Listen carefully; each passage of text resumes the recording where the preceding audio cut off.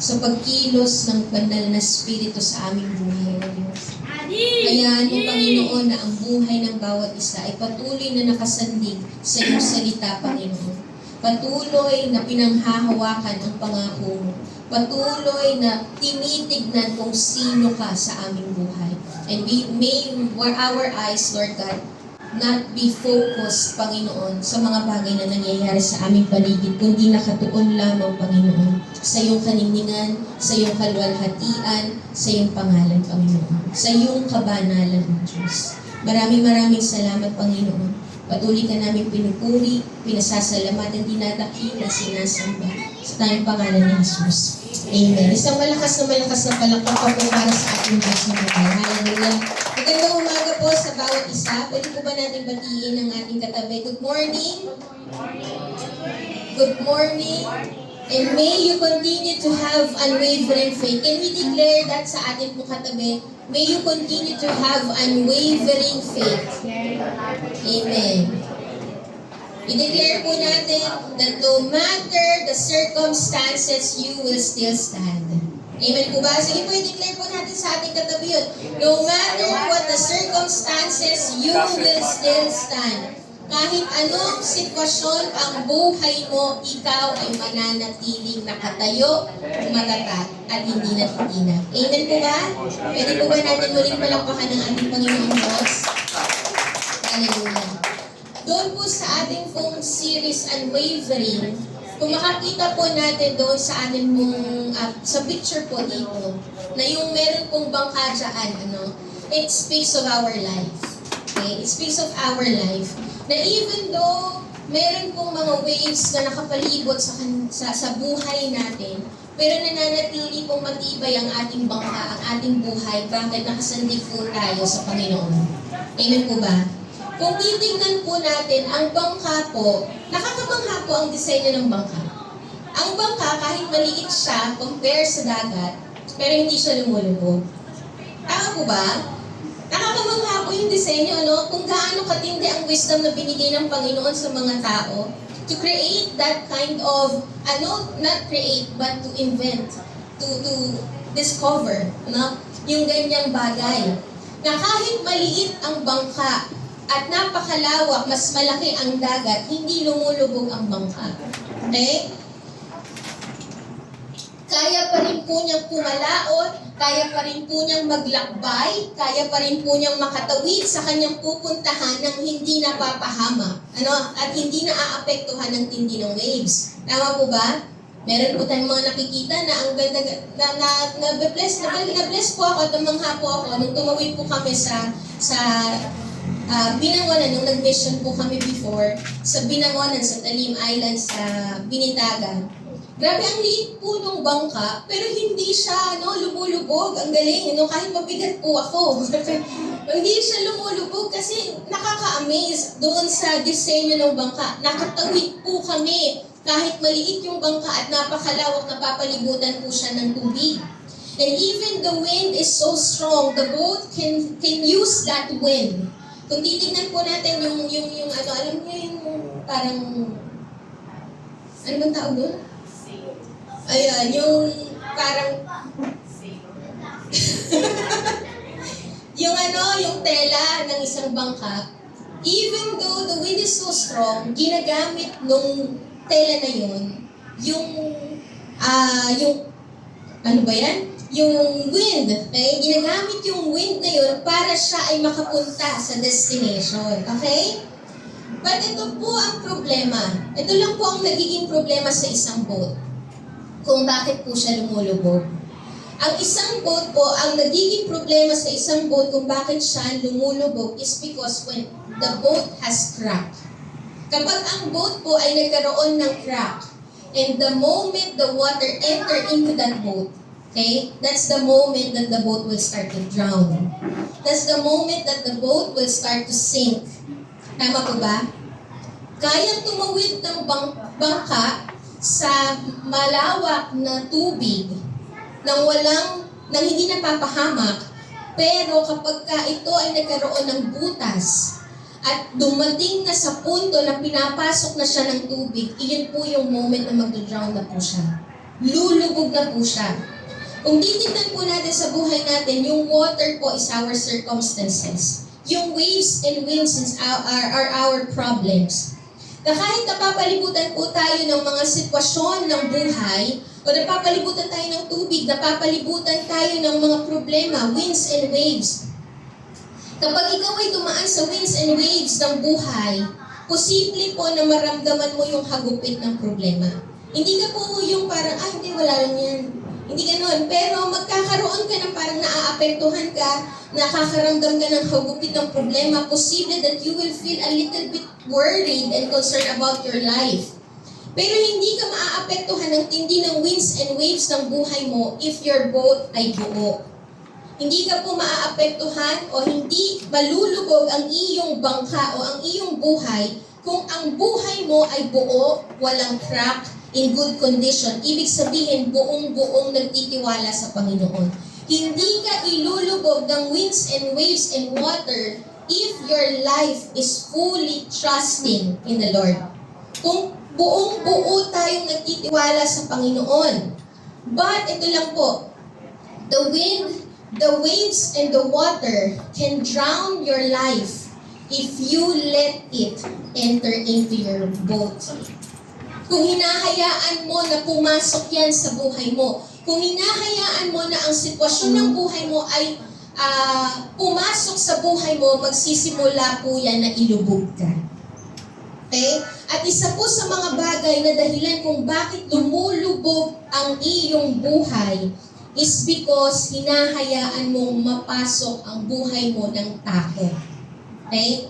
Because of the circumstances na nangyayari sa buhay mo, hinahayaan mo na ang iyong buhay ay mapasok ng takot when fear enter into your life. That's the moment that your life will drown. That's the moment na ang boat mo ay malulubog. And one of the enemies of faith that will drown your life is fear. Yan po yung pag-uusapan natin today. One of the enemies of faith that will drown your life is fear, the enemy within. Hindi makakaapekto ang mga bagay sa paligid mo if buong-buo kang nagtitiwala sa Panginoon. Pero the moment na pinasok mo ang takot sa iyong buhay, that's the moment na lulubog ka. Okay? That's why we need to fight the fear in our life. We need to fight fear, okay? Sa buhay po natin. Ano nga po ba yung fear? Pag-usapan po natin, ano ba yung fear? Pag sinabi po natin fear, ito po yung nakikita po natin na parang acronym po ng fear is yung false expectation appearing real. Okay?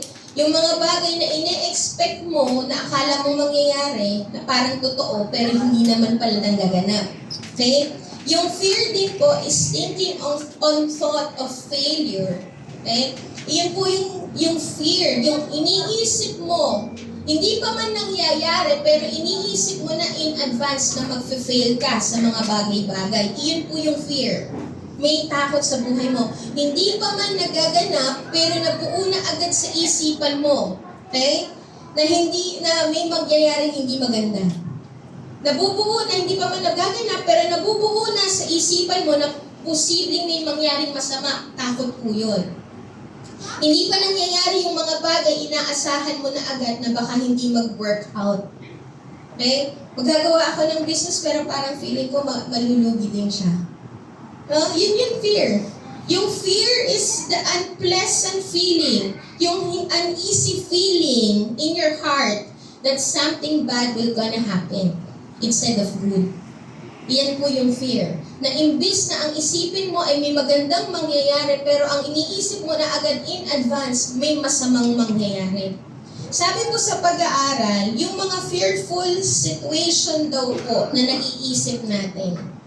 Ano man yung mga bagay na naiisip natin na parang nagbibigay ng takot sa atin, mga posibleng mga pangyayari sa buhay natin, na parang kinatatakutan natin, alam niyo po ba na 8% lang daw po nun ang posibleng maganap? 8% lang sa 100% ng iyong mga iniisip na nakakatakot. 8% lang daw po nun ang posibleng maganap. So yung natitirang 92%, nagsasayang ka lang ng pag-iisip. Sinasayang mo lang ang oras mo at ang pag-iisip mo. Nasasayang yung mga cells, okay? Yung mga nutrients ng utak mo sa pag-iisip doon sa 92% na hindi naman talaga pwede mangyari. Pero ganoon ang ginagawa ng takot. Pinaparalyze ka doon sa 92%. Pinaparilasa ka na huwag ka nang gumawa, huwag ka nang kumilos kasi may 92% na hindi naman talaga mangyayari. Naisip mo lang. Ganyan daw po ang fear. Ayon sa pag-aaral, fear is an easy feeling. A feeling of anxiety. You are full of worries. You are feeling threatened by something that we cannot control. Yung mga bagay na hindi natin makontrol, yun yung mga bagay na kinatatakutan natin. Yung mga bagay na unknown sa atin, uncertain sa atin, unfamiliar sa atin, yung mga bagay na uncomfortable sa atin, yun daw po yung mga bagay na kinatatakutan natin. Yun yung mga bagay na nagpaparalisa po sa atin. Yung fear of tomorrow. Sino po dito yung nakaka-experience na hindi ba man nangyayari yung bukas, kinatatakutan mo na? Fear of tomorrow. Yung fear of the unknown. Hindi mo alam kung ano yung mga bagay na pwede mong kaharapin bukas, kaya parang feeling mo, ayaw mo na lang magbukas. And yung mga bagay na pinagagawa sa'yo ni Lord na humakbang ka, hakbangan mo na, maglingkod ka na, pero ang feeling mo, parang hindi ko pa kaya, mas komportable ako na hindi naglilingkod. Dito na lang ako. Napaparalisa ka. Yung feeling mo na you don't want to move doon sa mga uncomfortable situation ng buhay mo kasi when you leave that place, baka may hindi magandang mangyari. Ganun agad ang tumatakbo sa isipan ng isang taong puno ng takot. Nakaka-relate po ba ang bawat isa? Fear of tomorrow's provision. Saan ako kukuha? Magkakaroon ba ako ng client bukas? Magkakaroon ba kami ng kita bukas? Magkakaroon ba kami ng sales bukas? Lagi nating iniisip yung fear of tomorrow, fear of the unknown, fear of tomorrow's event. Hindi ka sigurado kung anong pwedeng mangyari bukas. Baka mawalan ka na ng trabaho bukas. Baka mag-reset yung magtanggalan. No? You might lose your health tomorrow. Fear of being bankrupt. Fear of losing your home. Fear of losing your friends. Fear of losing your family. Ang dami po nating kinatatakutan. And in psychology studies po, mga may psychologists po tayo dito. Akala ko parang hindi po ako special sa psychology. Pero ito po yung na-search po natin na ang brain daw po, it always produces fear in the midst of uncertainty. Iyan po ang palaging pinoproduce ng utak natin sa mga bagay na hindi familiar sa ating buhay. Automatic daw po yun. Automatic na pinoproduce ng utak natin yun. Automatic na pinoproduce ng utak natin yung fear kapag hindi na tayo komportable sa mga nangyayari. Kapag unknown na sa atin, hindi maiiwasan na magkaroon tayo ng worries and concerns in life. Pero ito lang po ang ating pong sinasabi ng Panginoon, don't let that worries and concerns of life turn into fear. Huwag po nating hayaan na mapunta to sa pagkatakot. Because the moment those things turn into fear, that's the moment your life will sink. That's the moment your boat will sink. When you let fear enter into your life, your boat will drown. Kung titignan po natin, all-knowing talaga ng Panginoon. Kasi ang sabi po, diba, sa pag-aaral, ang pinoproduce ng ating utak ay fear in the midst of uncertainty. Pero ang Lord, lagi kang dinadala sa mga uncertain situation. Ang pinoproduce ng utak natin is fear in the midst of uncomfortable situation. Pero ang Lord, bakit mo kami dinadala sa mga uncomfortable, unknown, uncertainty circumstances? Gusto mo ba kami matakot? Ano? Kaya nga po ang laging sinasabi ng Panginoon, dahil alam ng Lord how your brain function. Alam ng Lord kung paano mag-function ang brain mo in the face of uncertainty. Kaya ang laging sinasabi ng Lord sa salita niya, do not fear. Do not be afraid because the Lord knows how your brain function. Eh sa mga pagkakataon na ikaw ay natatakot, si Lord laging dinadala ka sa mga sitwasyon na nakakatakot. Hindi po dahil gusto ka lang takutin ng Lord, kundi gusto niya na magtiwala ka sa Kanya. Hindi po dahil gusto ka niya lang takutin, pero gusto niya makita mo na in the midst of your fear, He can still move. Amen po ba? That's why the Lord is telling us, do not fear. Pakisabi po sa katabi, do not fear. Do not be afraid. Araw-araw, sinasabihan tayo ng Panginoon, do not be afraid, do not fear, because God is calling men and women of faith to be fearless and courageous people. Amen po ba? Pakitignan po yung katabi, fearless po ba yan? Amen. O nakakatakot yan? Joke lang. Fearless. Ang gusto ng Panginoon na even though you are experiencing unknown circumstances, uncertainty, na ang magiging respond mo is fear, pero ang gusto ng Panginoon, panghawakan mo yung salita niya para hindi ka matakot. Amen po ba? Wala kang ibang panghahawakan kundi ang salita ng Diyos na nagbibigay ng pananampalataya sa iyo. Amen po ba? So fight your fear with faith. Fight your fear with faith. Amen po ba? Pakisabi po, fight your fear with faith. Fight your fear with faith. For you not to drown, kailangan huwag mong papasukin ang takot sa buhay mo. Pero paano nga ba hindi pumasok sa buhay natin yung takot? Paano? Lord, paano? Nandito kami sa sitwasyon na lagi talagang puno ng takot, nagbibigay ng takot sa amin. Pero paano kami papalaot sa buhay na to nang hindi kami natatakot at hindi kami lulubog dahil sa takot? Paano? Unang-unang bagay, you need to recall. Pakisabi ko, recall. Pag sinabi po natin recall, ibig sabihin po nun, aalalahanin mo. Ano yung mga bagay na dapat mong alalahanin? Sabi po sa Hebrews 10:32, but recall the former days when, after you were enlightened, you endured a hard struggle with sufferings. Sinasabi po dito sa Hebrews 10:32, alalahanin nyo yung mga bagay na ginawa ng Diyos sa iyo nung panahon na nakatagpo nyo siya. Alalahanin mo po yun.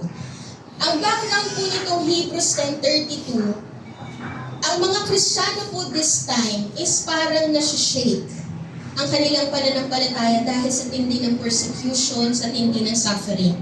Ang tindi po ng pinagdadaanan ng mga mananampalataya at this moment, kaya parang napanghihinaan sila ng loob, natatakot sila sa mga pwedeng mangyari bukas at sa mga pwedeng mangyari sa buhay nila. Ang sabi po sa Hebrews 10:33-34, dito po natin makikita kung anong klaseng mga bagay ang nararanasan ng Kristiyano at that time. Sabi po dito, kung minsan inaalipusta kayo at inuusig sa harapan ng mga tao, at kung minsan na may inaalalayan nyo ang mga kapatid na dumaranas ng ganitong pagsubok, may pag-aalipusta, may pag-uusig, ang tindi ng pag-uusig po sa kanila, sabi po dito, dinadamayan nyo ang mga kapatid na nakabilanggo. Hindi lang po sila sinasabihan ng mga masasakit na salita, pero sila po ay kinukulong pa dahil sa kanilang pananampalataya. Ganoon po katindi ang pinagdadaanan nilang suffering. Ganoon katindi ang kanilang pinagdadaanan ng darkness. At kahit, sabi po dito, at kahit inagawan kayo ng mga ari-arian, iniis nyo ito ng may kagalakan dahil alam nyo mayroon kayong mas mainam na kayamanang hindi mawawala kailanman. Ganoon katindi ang pinagdadaanan po nila. Kapag nalaman ng gobyerno na ikaw ay Kristiyano na nananampalataya sa Panginoong Hesus, aalisan ka ng pag-aari, ng ari-arian. Aalisan ka ng property. Ikukulong ka, ganoon po. They are outcast, they are imprisoned, they are persecuted. Pero sa kabila po ng mga bagay na to, ang sinasabi po ng Panginoon is huwag kang bibitiw sa pananampalataya mo. Amen po ba? Huwag kang bibitiw. Kasi may kasiguraduhan tayo na kapag tayo ay nagpatuloy sa pananampalataya, makakatanggap tayo ng gantimpala na hindi masisira. Amen po ba?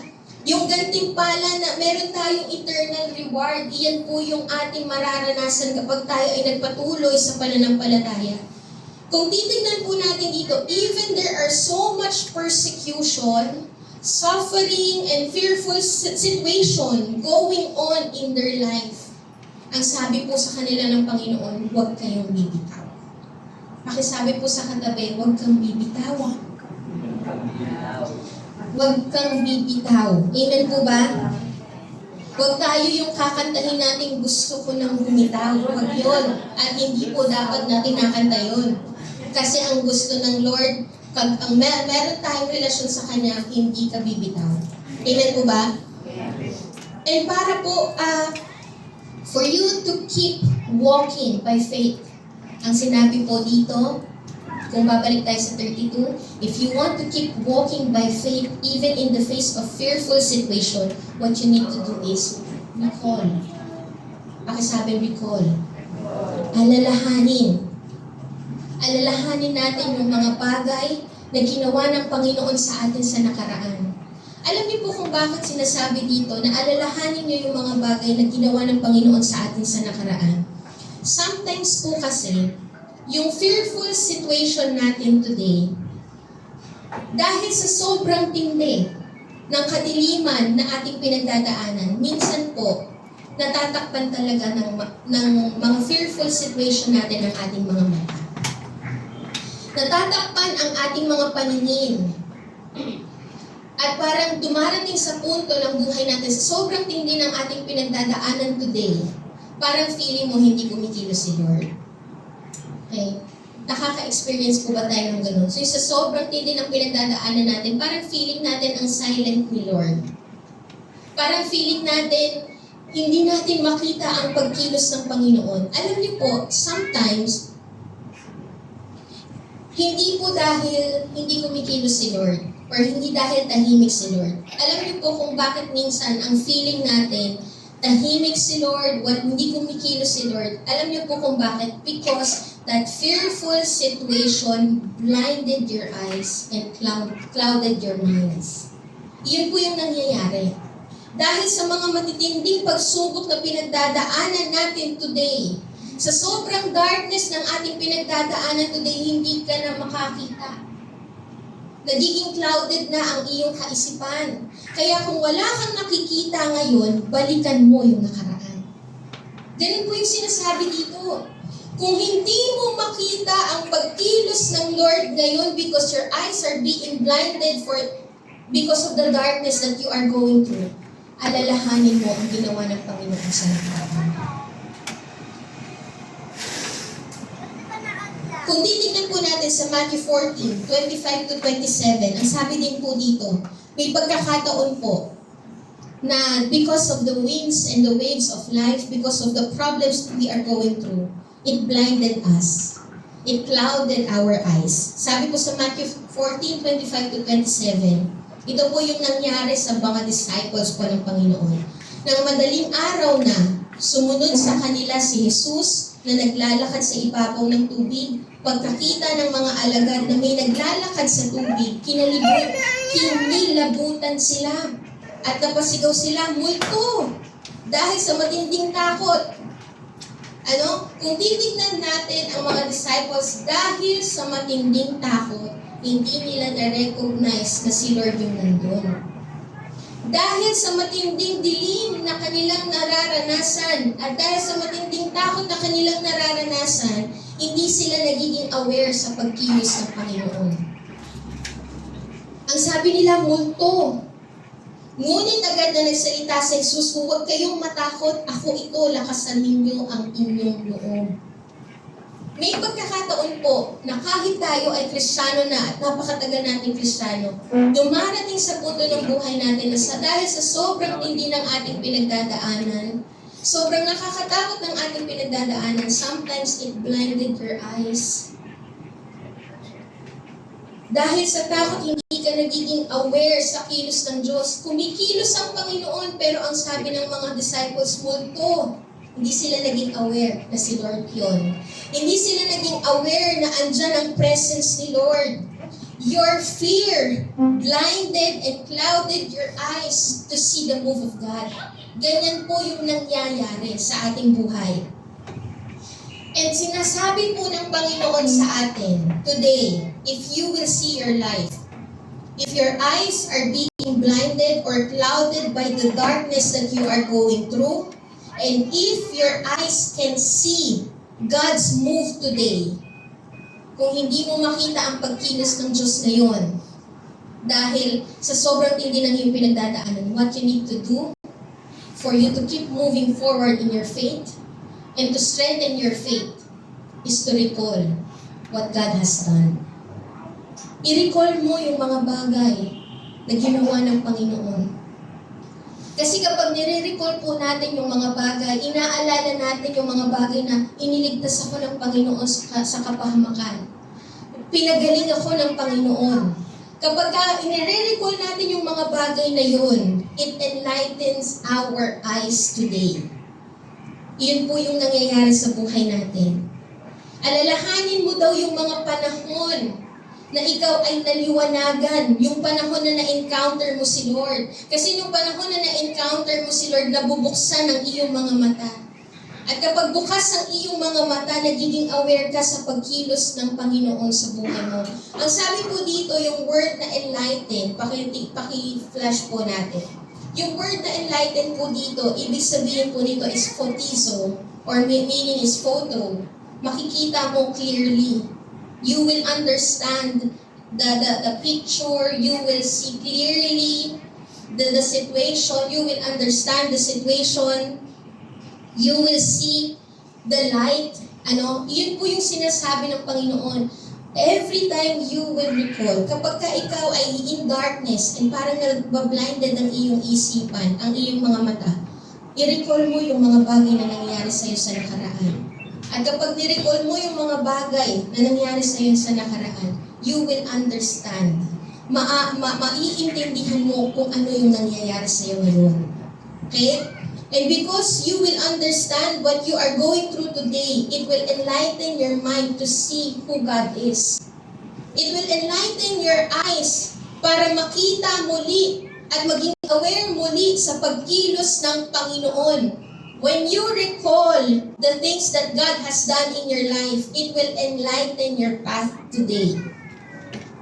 Kapag inaalala mo, ano po ba yung mga ginawa ng Panginoon sa ating buhay? When you recall those things, naliliwanagan ka today na hindi ito ang sitwasyon ko and hindi ito ang identity ko. This is only part of my life. This is only a season of my life. Kasi even though I cannot see what God is doing, but I believe who He is. Naniniwala ako na mahal ako ng Diyos, naniniwala ako na nandito ang Panginoon, His presence is always there in times of need. Ganun po yung sinasabi ng Panginoon. Yung sinasabi pong enlightenment dito is like the pillar of fire. Sino po ang nakakaalala ng pillar of fire sa Old Testament? Sa Israelites, na kapag po, sila po ay naglalakbay na sa madilim na disyerto, wala silang makita. Pero andoon yung pillar of fire na nag-guide sa kanila at nagliliwanag ng kanilang dadaanan. Nagpo-protekta sa kanila. Ganito po ang nangyayari sa buhay natin. Kapag dumadaan ka sa madilim na sitwasyon, and you don't see the way, hindi mo makita yung daan, hindi mo maintindihan yung nangyayari, what you need to remember, what you need to recall are the things that God has done in your life. Kasi every time you recall the works of God, it gives light to your path. Ganun po yung nangyayari sa buhay natin. Kailangan mong alalahanin. Remember those days when you are in darkness but God gives you light. Remember those days nung napakadumi ng iyong buhay, pinatawad ka ng Diyos. Kaya hindi mo po pwedeng sabihin na, patatawarin kaya ako ng Panginoon. No, remember those days na nung ikaw ay nasa karumihan, niligtas ka ng Panginoon, inahon ka ng Panginoon sa putik, sa drama yun eh. Inahon ka ng Panginoon sa napakadilim mong nakaraan. Kaya ngayon, kung ikaw ay nakakaranas ng kadiliman, kaya ka pa rin alisin at ihahon ng Panginoon sa kadiliman mo ngayon. Amen po ba? Kasi hindi nagbabago ang Panginoon. Amen po ba? Hindi nagbabago ang Panginoon. He is the same yesterday, today, and forever. Kaya kung ano ang nangyari sa iyo sa nakaraan, yung ginawa ng Panginoon sa iyo sa nakaraan, gagawin din niya yan ngayon. Amen po ba? Yung milagro na ginawa ng Diyos sa iyo sa nakaraan, ay gagawin din ng Diyos sa iyo.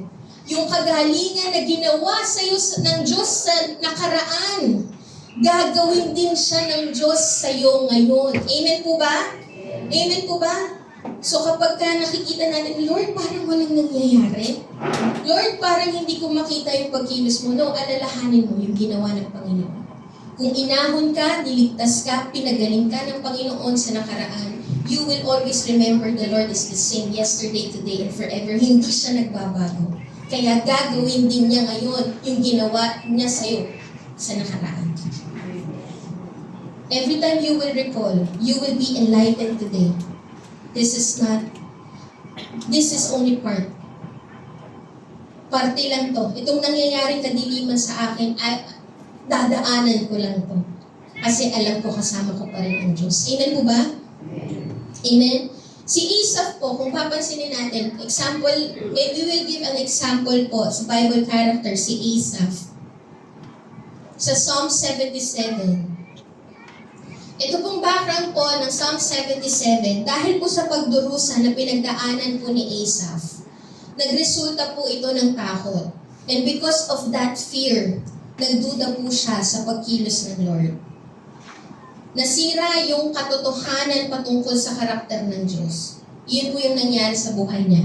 Kaya po sabi po niya sa verse 7 to 10, habang buhay na ba akong itatakwil ng Panginoon? Yun po yung nangyayari sa kanya dahil siya ay natatakot sa sitwasyon niya ngayon, dahil siya ay, because of that fear, nagduda na po siya sa karakter ng Diyos. Okay? Sabi po dito, habang buhay na ba ako itatakwil ng Panginoon, hindi na ba siya malulugod sa akin? Na wala na ba talaga ang pag-ibig niya para sa akin? Ito yung nangyayari sa atin when we are blinded by our situation. Nagdududa na rin tayo sa karakter ng Diyos. No?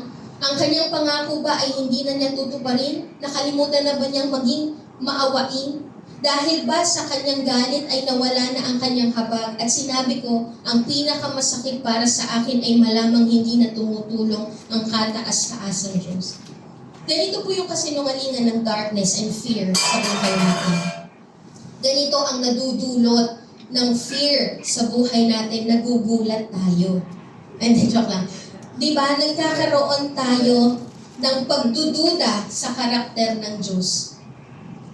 The enemy will bring fear in your life. That's why the Lord is telling us, do not fear. Do not fear. Because the enemy will bring fear in your life. Dahil whenever you are afraid, kapag ka ikaw ay natatakot na, meron ng takot sa puso mo, susunod na dyan yung pagdududa sa karakter ng Diyos. Kaya sinasabi ng Panginoon, do not be afraid. Kasi kapag natakot ka, ang kasunod niyan, pagdududa na sa karakter ng Diyos at hindi ka na magtitiwala sa magagawa ng Diyos sa buhay mo. Ang sabi po sa Psalm 77:11-12, ano po yung ginawa niya? Ano po yung ginawa ni Asaph para maalis siya doon sa pagdududa? Maalis siya doon sa takot. Ano yung ginawa niya? Sabi po niya dito, Panginoon, aalalahanin ko ang inyong mga gawa. Iyan po ang sikreto o the key for you to keep moving forward even in the midst of fear and even in the midst of darkness. You need to recall everything that God has done in your life. Gugunitain ko ang mga himalang ginawa niyo noon. Iisipin ko at pagbubulay-bulayan ang lahat ng inyong mga dakilang gawa. Aalalahanin ko. And nung inalala po niya, ano po yung naging bunga? Ano yung naging resulta ng kanyang pag-alala sa lahat ng ginawa ng Diyos sa buhay niya? Psalm 77:13-14. O Diyos, ibang-iba ang iyong pamamaraan. Doon sa sitwasyon niya na nagdududa siya, nung siya ay nag-recall ng mga bagay na ginawa ng Panginoon, na-shift agad ang kanyang isipan sa kung ano talaga ang katotohanan patungkol sa Diyos. Iyon po yung dapat na gawin natin. No? Ang sabi po dito, wala nang ibang Diyos na kasing dakila nyo, kayo ang Diyos na gumagawa ng mga himala. Ipinapakita nyo sa mga tao ang inyong kapangyarihan. When Asaph recalls the wondrous works and mighty acts of God in his life, it shifts his fear and doubt into believing on the character of God. Ganun po yung nangyari sa buhay niya. Kapag inaalala po natin ang mga bagay na ginawa ng Diyos sa buhay mo, binabasag niyan ang takot sa iyo. At binabalik ka niyan sa pagtitiwala mo sa kung sino si Lord. Amen po ba? You need to recall. Ngayon pong araw na to, ano yung naaalala nyo sa ginawa ng Panginoon sa inyong buhay? Na pwede niyong panghawakan today para kayo ay magpatuloy sa pananampalataya. Iniligtas ka ng Panginoon. That is more than enough for you to keep moving forward. Yung pagliligtas ng Panginoon. Amen po ba? Kasi hindi lang kagalingan ng physical ang kanyang ginawa, kundi kagalingan ng iyong spiritual. Amen po ba? What God has done, what Jesus has done on the cross for your salvation is more than enough for you to keep moving forward and to believe on who He is. Amen po ba? Amen? Amen? You need to recall. Keep moving forward. Baka sabi sa katabi, huwag kang bibitaw. Huwag kang bibitaw. Recall the things that God has done. Kapag nandidilim ang iyong mga mata ngayon dahil hindi mo makita ang mga nangyayari, you are in fear, recall. Recall the things that God has done. Pangalawa po, you need to release. Bakit sabi ko release? Pag sinabi po nating release, ibig sabihin po nun is you need to give statement, you need to proclaim, you need to declare. Sabi po sa Hebrews 10:35, sabi po dito, therefore, do not throw away your confidence, which has a great reward. Pakisabi po, confidence. Alam niyo po yung confidence dito, sa Greek word po, ang ibig po sabihin dito is paresya. Pakisabi po, paresya. Ang ibig sabihin po ng paresya is yung past is all, and yung resist is statement quoted with resolve. Ibig sabihin po nito, lahat ng mga bagay na naiisip mo ay dapat mong sabihin.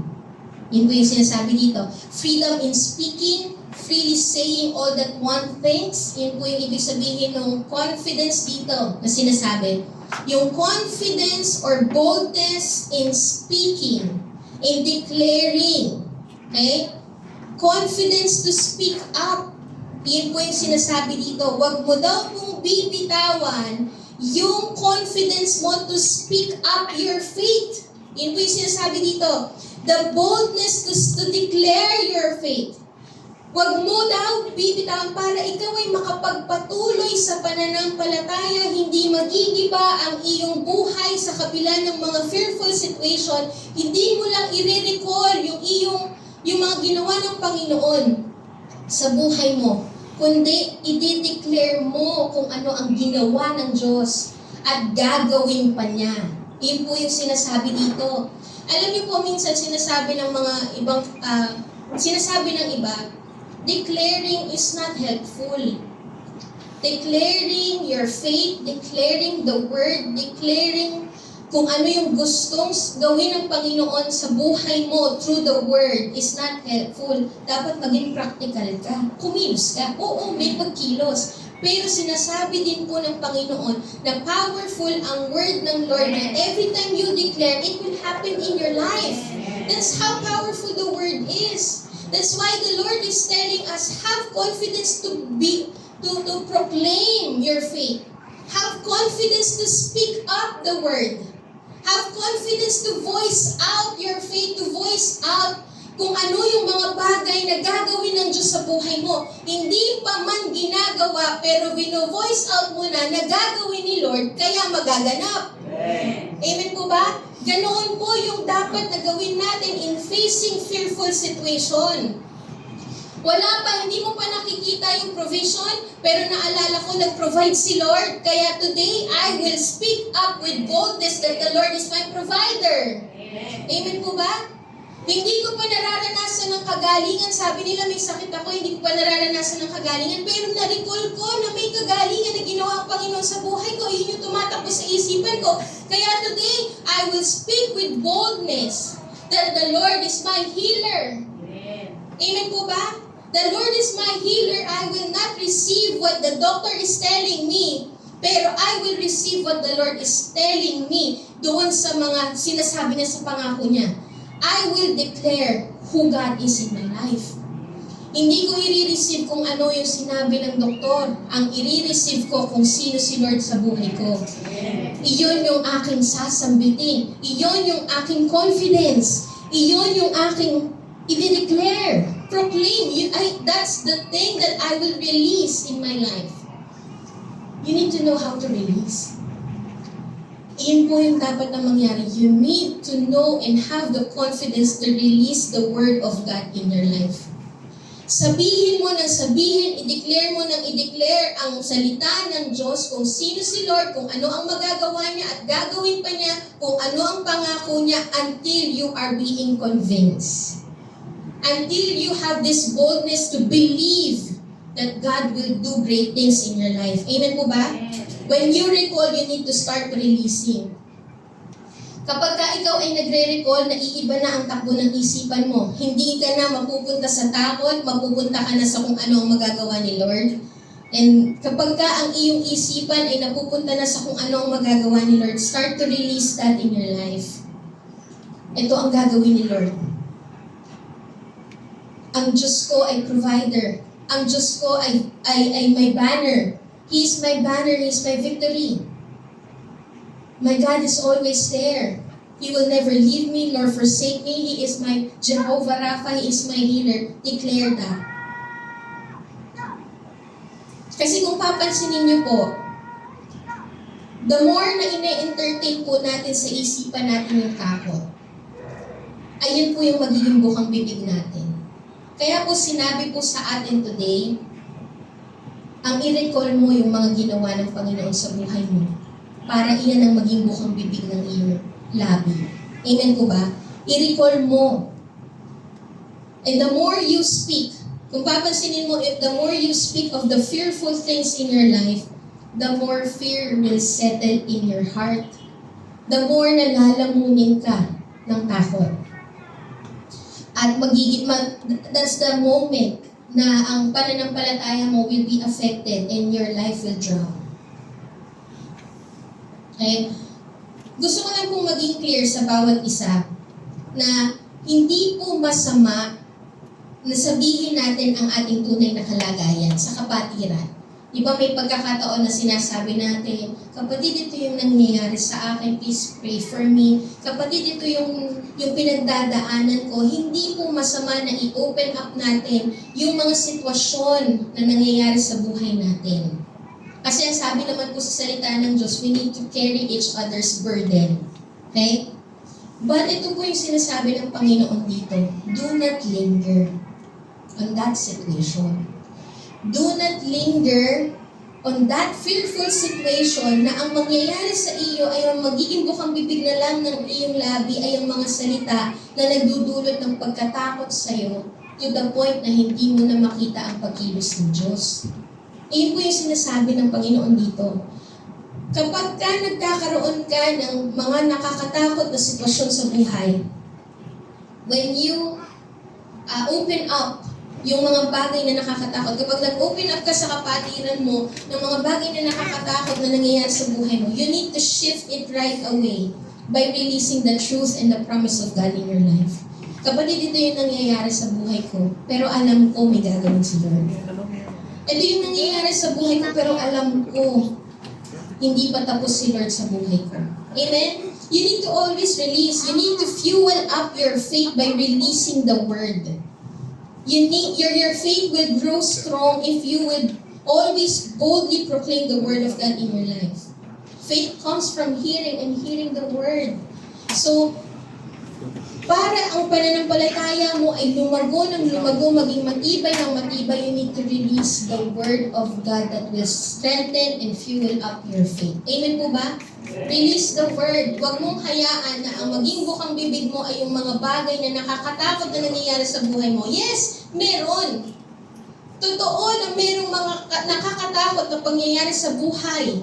Mga problema, darkness, pero totoo rin po ang salita ng Diyos. At ang salita ng Diyos is the higher final authority of your life and not that fearful situation. Amen po ba? Ang salita po ng Diyos ang mas mapangyayari sa buhay mo. Hindi po ang mga bagay na nakakatakot. Amen po ba? So confront adversity with the word of God. Declare God's promise even in the face of great obstacles. You need to place your confidence on what God says. Amen po ba? Pwede ko po bang tawagin ang worship team?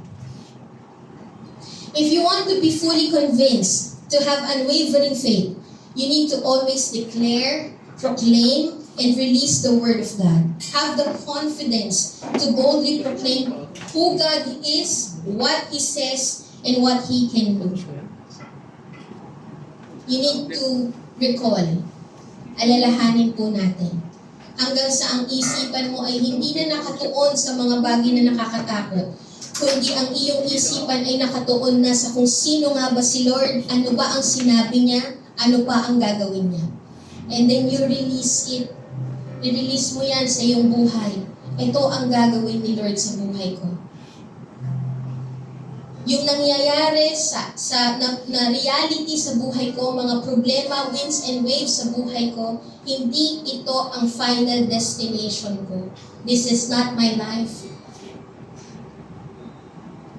The final authority sa buhay ko is the Word of God, His promises. Amen? Amen po ba?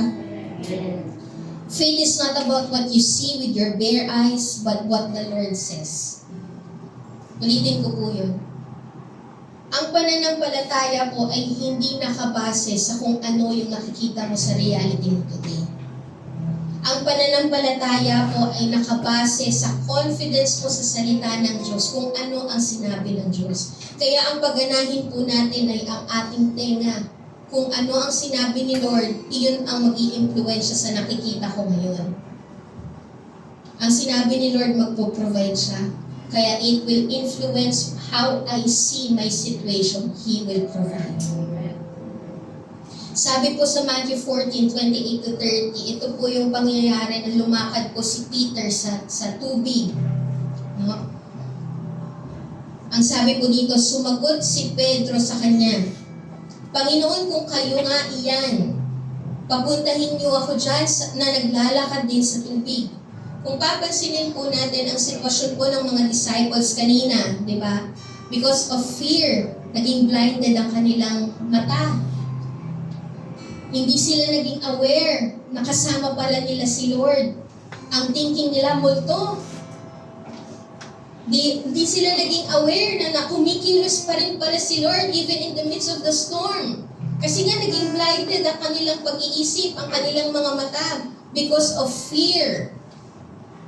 At ang sabi po ni Peter, even though blinded ang kanyang mga mata, clouded ang kanyang mga mata at hindi niya fully makita ang pagkilos ng Panginoon, hindi niya fully makita, Panginoon, kung kayo nga yan.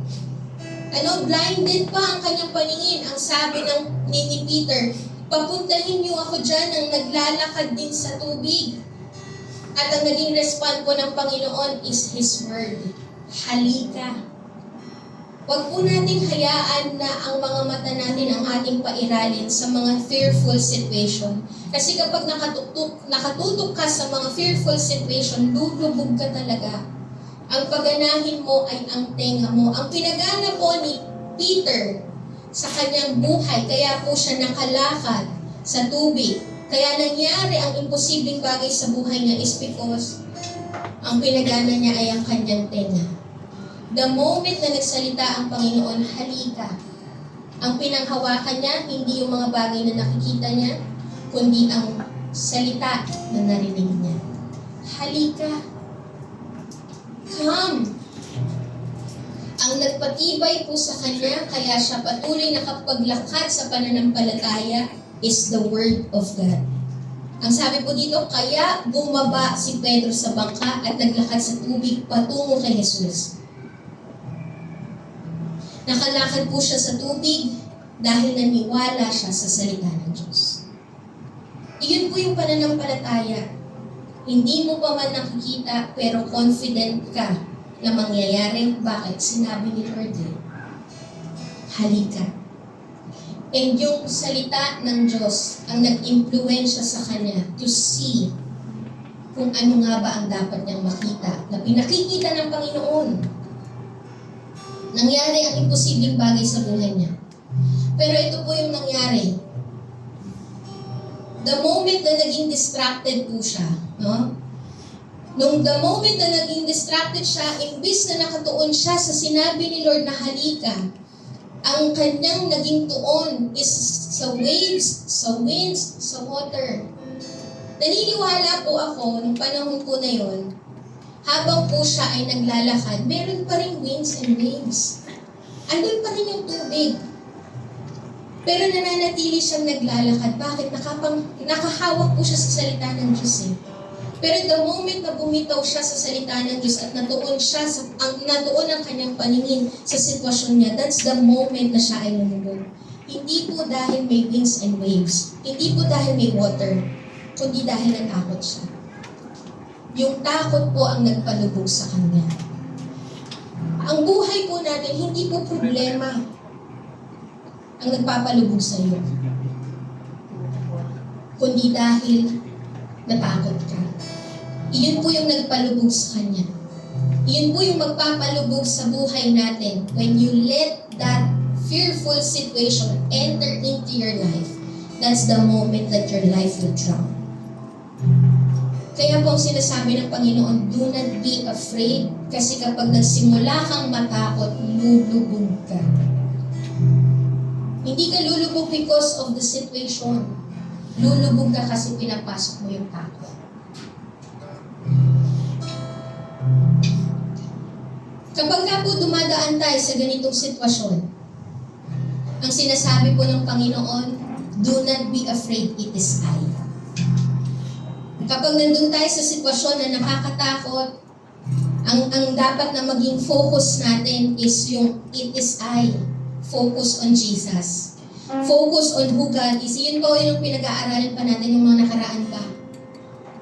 Magiging matibay ang pananampalataya mo if you focus or anchor your life on who God is. That's faith. Pagdepende, pagsandig sa kung sino si Lord.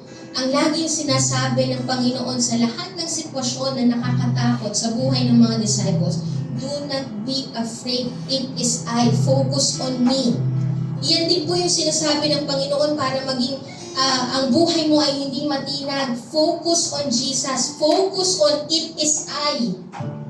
Focus on who Jesus is in your life. And when your eyes is clouded by darkness, kapag ka ang iyong mga mata ay na parang hindi mo makita ang pagkilos ng Panginoon, focus on the Word of God. Come.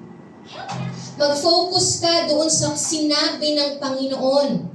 Faith is not about what you see, it is about holding on to what God says. Faith is not about what you see, it is about holding on to who God is. And then your eyes will see.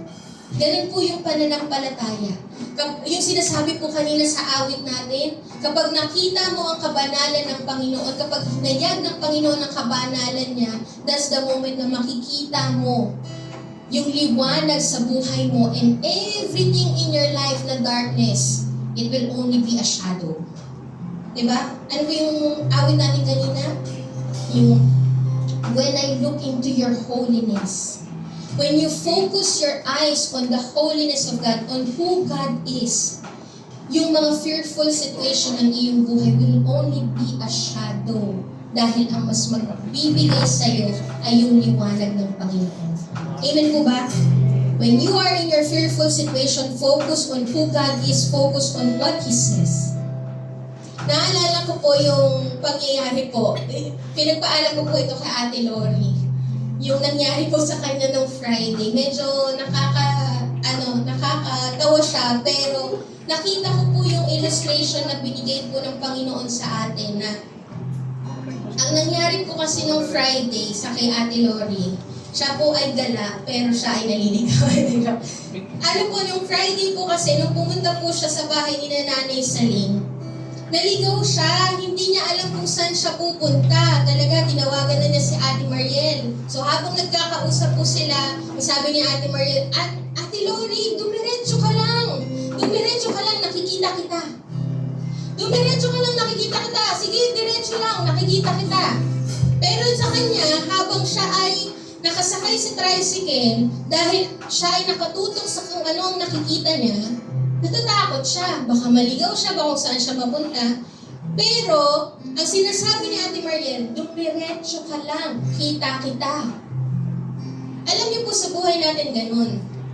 Kapag nakatuon ka sa mga bagay na nakikita mo sa paligid mo, matatakot ka talaga. Yung tipong uncertain ang nangyayari, unknown ang paligid. I don't know where to go. Parang I feel lost. I am in darkness. I don't know where to go. Hindi ko alam kung ano yung pwedeng mangyari sa buhay ko. Magkakaroon ka ng takot. Pero ang sinasabi ng Panginoon, anak, magpatuloy ka lang, nakikita kita. Kapag ka dumarating sa punto ng buhay mo, hindi mo nakikita ang pagkilos ng Lord, huwag kang matakot, kita ka ni Lord. Kaya magtiwala ka sa kung ano ang sinasabi ng Lord. Paganahin mo ang tenga mo. Paganahin mo ang tenga mo hanggang sa makita mo na ang pagkilos ni Lord. Amen po ba? That's faith. Not according to what you see, but according to what God says. That will influence your eyes to see, to truly see kung ano nga ba ang ginagawa ng Panginoon. To truly see who He says He is. Amen po ba? When you are afraid, hindi mo makita ang mga nangyayari, always remember, God sees you. So you need to always follow the instruction of the Lord on where to go. Trust His voice. Follow His voice because God sees you. Amen po ba? Nakikita kita. Sabi ni Lord, huwag kang matakot, Estoy, nakikita kita. Huwag kang matakot, Mariel, nakikita kita. Maricel, huwag kang matakot, nakikita kita. Sabihin ko po lahat ng pangalan para maging personal ang Panginoon sa atin. Sinsya, nakikita kita, huwag kang matakot. Buena, nakikita kita.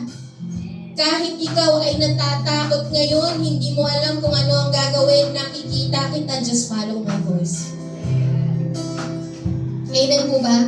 Iisa-isayin po ba natin? Kuya Miling, kita ka ni Lord. Kaya magpatuloy ka sa pananampalataya. Amen po ba? Presi, kita ka ni Lord. Pwede po ba tayong tumayo lahat? Sarah,